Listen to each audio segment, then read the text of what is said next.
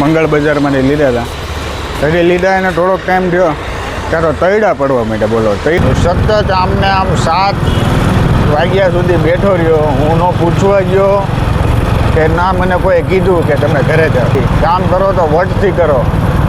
ભાઈ good morning, જય શ્રી કૃષ્ણ. કેમ છો બધા? મજામાં? તો સવારના 8:15 થઈ ગયા છે અને મારે થાય છે મોડું ઓફિસે જવા માટે.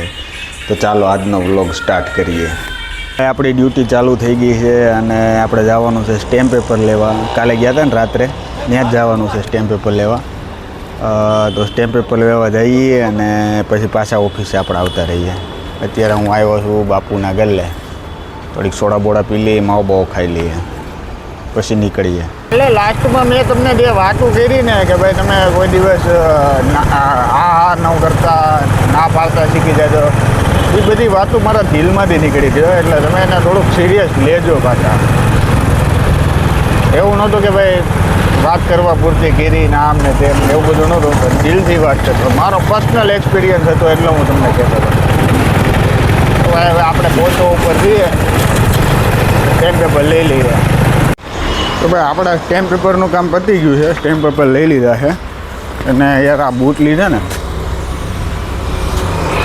મંગળ બજારમાંથી લીધા હતા. હજી લીધા એને થોડોક ટાઈમ થયો ત્યારે તૈડા પડવા માંડ્યા. બોલો, તિરાડું પડવા માંડ્યું બૂટમાં. પૈસા ફેલ વહી ગયા આપણા. આજે ભાઈ પહેલાંના દિવસો કરતાં કામ ઓછું છે, પણ અત્યારે હું નીકળું છું આંટો મારવા, કારણ કે ઓફિસમાં બેઠા બેઠા ભયંકર કંટાળો આવતો. મેં કીધું ભાઈ આંટો બાટો મારી લઈએ. હા, પહેલાં કરતાં તો બહુ કામ ઓછું. આજે ખબર નહીં કે આ કાંઈ કામ જ નથી એવું લાગે. બોલો, હાલો આંટો મારી લઈએ. બોલો, કાંઈ કામ હતું નહીં તોય 7 વાગ્યા લગીને મને બેહાડી રાખ્યો. કાંઈ જ કામ નહોતું આજે.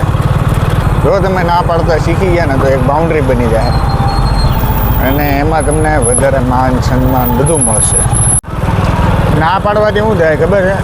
ના પાડવાથી એક સામેવાળા વ્યક્તિને મગજમાં એવી સ્ટ્રાઇક થશે કે ભાઈ આટલી એની બાઉન્ડ્રી છે, આની આગળ નહીં વધવાનું. એમ ના પાડવાથી શું થાય ખબર છે? સામેવાળા વ્યક્તિને મગજમાં થશે કે આ એની બાઉન્ડ્રી છે, આની આગળ નહીં વધવાનું આપણે. એમ જો તમે ના પાડતા આવડતું હોય તો પછી બધા હા કરશો તો નહીં રહે. કાલે મેં કીધું, આજે હું કહું છું, ના પાડતા શીખી જાજો, નહીંતર મારી જેવું થાય. સતત આમને આમ 7 વાગ્યા સુધી બેઠો રહ્યો. હું ન પૂછવા ગયો કે ના મને કોઈ કીધું કે તમે ઘરે જાઓ. 7 વાગ્યા અને પછી એમને શું કીધું ખબર? લે, મારા મગજમાંથી નીકળી ગયું તમે બેઠા હતા. એટલે એવું થાય. બહુ એટલું બધું તમારા મરીને કામ કરવાની જરૂર નથી. કામ કરો તો વટથી કરો. બસ મારે એટલું જ કહેવું છે. અને આ જો મારા વ્લોગ જોવાની તમને મજા આવતી હોય તો લાઇક, શેર અને સબસ્ક્રાઈબ કરવાનું ભૂલતા નહીં. ત્યાં સુધી Tata, bye bye, C you.